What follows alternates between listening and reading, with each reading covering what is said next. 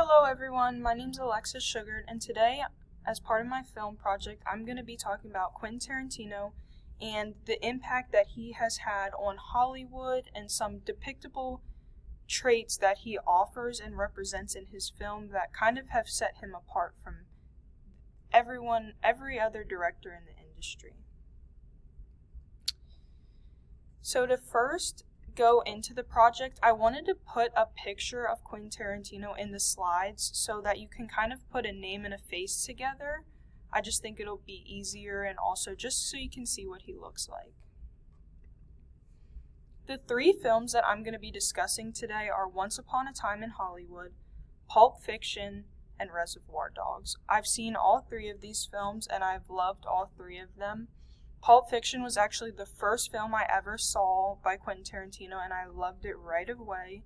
And Reservoir Dogs is actually the first film he's ever released that kind of put him on the map as a director in Hollywood. So the Auteur Theory, I wanted to discuss this because that's kind of what this project has a baseline of. And when you're analyzing the work of Quentin Tarantino, it's important to understand this theory and how he fits it so perfectly. So this theory was adapted in France in the 1940s. It is used to explain how actors create their own uniqueness in each film they produce. How a film is created and viewed will be easily recognizable if the director fits the Auteur Effect. Tarantino exceptionally fits this description because there are many tactics he uses to present himself in every film he releases. So the tactics I'm going to be talking about today are his use of distinctive dialogue, recasting recognizable actors, and developing a plot through non-linear storytelling.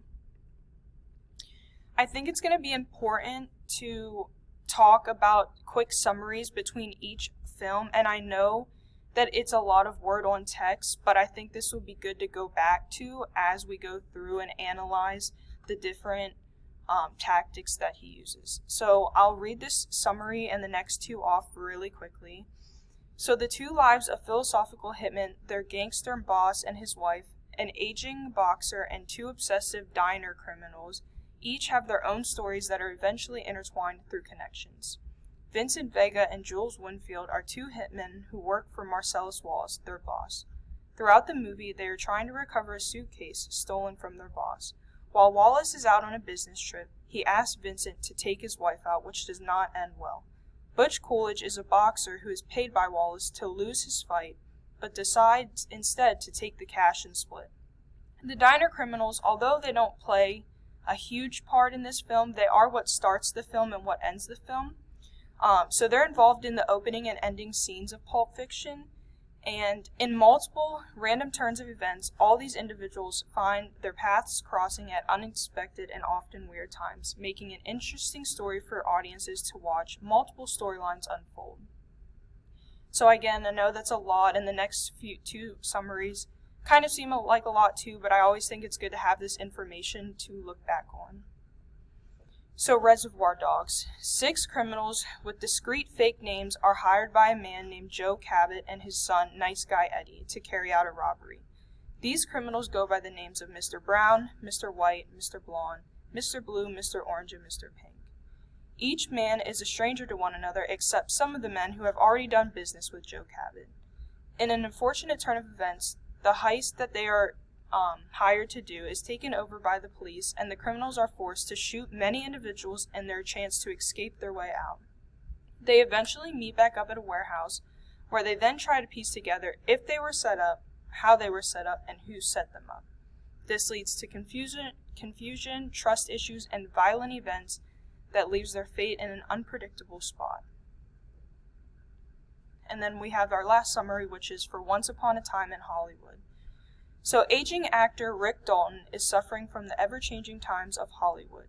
Dalton, who was once an incredible famous actor, has soon grown to be depressed in his search to find resourceful work. He is playing a role in society he does not recognize anymore as Hollywood continues to change throughout the times and the decades. Dalton spends much of his time around his stunt double, Cliff Booth. The two have become great friends over the years spent. Most of the time, they are hanging out, drinking, and figuring out the new norms of Hollywood together. I think that you can definitely tell throughout the movie that they're both confused with where they're at. This film follows Rick and Cliff's lives throughout, eventually leading them up to an unpredictable ending involving the notorious Manson family. So there is some, in the end, like some mention of the Manson family and how that kind of ties into the film, which is really interesting to see how Tarantino does that. So how all these films relate. All of these films are similar in the way that Tarantino uses his tactics, including distinctive dialogue, recasting recognizable actors, and developing a plot through non-linear storytelling. Each of these films offers similar tactics that help showcase Tarantino's work and allows his films to be recognizable. So in the next slides, we're going to look at how these apply. So distinctive dialogue. Pulp Fiction has some of the most quotable lines in cinematic history. Why is this? Because Tarantino creates his films in a way that incorporates witty, curious, and downright hilarious dialogue. The way he writes in Pulp Fiction allows audiences to piece together information, build tension without any sudden acts, and laugh to no end over the irrational and unusual conversations held. This allows the audience to engage and follow along as if every word is leading up to something bigger, and a bigger picture will soon be revealed. So an example of this is the opening scene in Pulp Fiction with the two diner bandits. The first line we hear right from the start is, "Forget it, it's too risky," one of the criminals says to the other, and they're actually a couple. This leaves us to question right away what's going to happen next, and it keeps us engaged and wanting to keep watching to see what will happen. And another way he uses distinctive dialogue is in his opening scenes from Reservoir Dogs.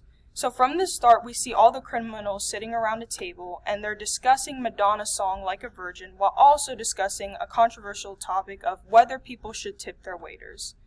From an audience perspective, we can automatically see these conversations and think to ourselves, why are these in the film? What purpose do they serve us? Well, the purpose is that it keeps us engaged while trying to figure out what is going to happen next. And usually as the story unfolds, we are left to understand why these conversations happened, and it also gives us a look at each character's personality.